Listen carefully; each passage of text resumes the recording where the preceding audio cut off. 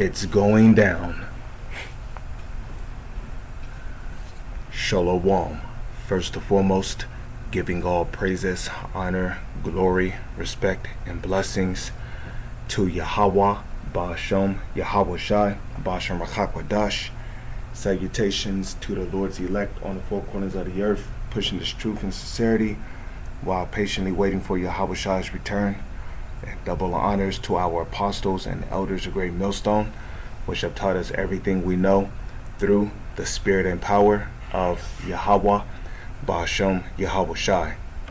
And welcome to another series of It's Going Down, being brought to you by the spirit and power of Yahweh, Ba'ashem, Yahweh Shai.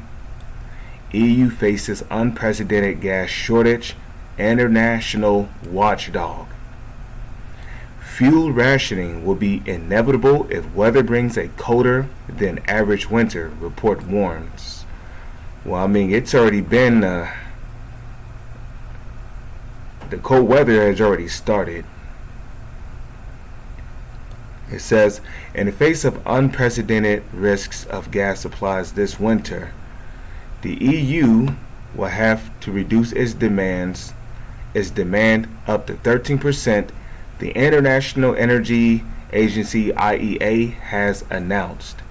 With fears mounting of a complete cutoff of gas deliveries from Russia following a drop in supplies and the recent incident involving the Nord Stream pipelines, the Paris-based body predicts long-term market uncertainty. According to its quarterly market report published on Monday, gas consumption in the bloc declined by more than 10% in the first 8 months of the year, compared with the same period in 2021, driven by a 15% drop in the industrial sector as factories curtailed production, following the European Union's commitment to end its reliance on Russian gas. Its members have decided to switch to other types of fuels such as coal and oil for power generation, which was a stupid idea, especially if you're just suddenly going cold turkey with this. Come on, Europe. Anyways, to offset the shortfalls in supplies, the EU has also resorted to costly LNG shipments from the United States and Qatar, which I believe Qatar is located in one of those Arabian countries. And it has increased pipeline deliveries from Norway and Azerbaijan.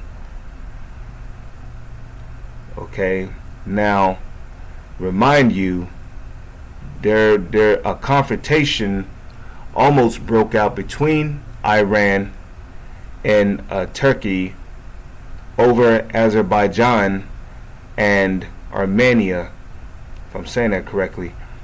This has led to record highs in the third quarter of 2022 in European natural gas prices and Asian spot LNG prices. Although the EU has already filled its storage to 88%, the IA says that 90% is required should there be further disruptions in gas supplies, a late winter cold spell, and a lack of LNG.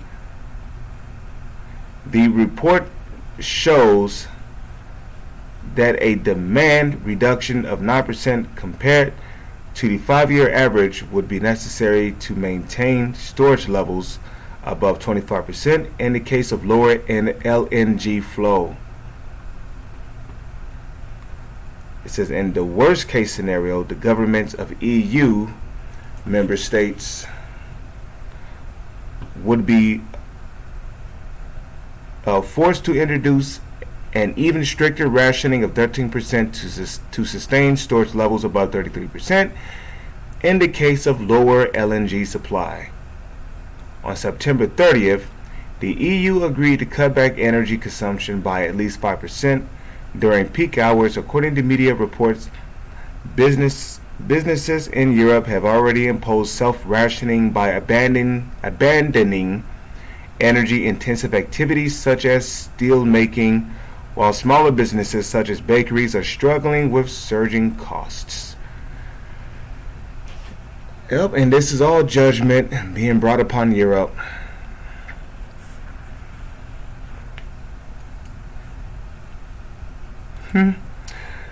So, let's get it. Okay, check this out. Zephaniah chapter 3 verse 5. The just Lord is in the midst thereof. He will not do iniquity. Every morning doth he bring his judgment to light. He faileth not, but the unjust knoweth no shame. Okay, so every morning doth the Lord bring his judgment to light, and he faileth not. Okay? And the fact that Europe is struggling with gas, and a lot of people's going to have to face very cold winters, is judgment coming from the Lord. Okay, remember, Europe is not exempt from judgment either. Okay, we must also look at, all of the wickedness that has been going on in that country. Even when Queen Elizabeth was ruling,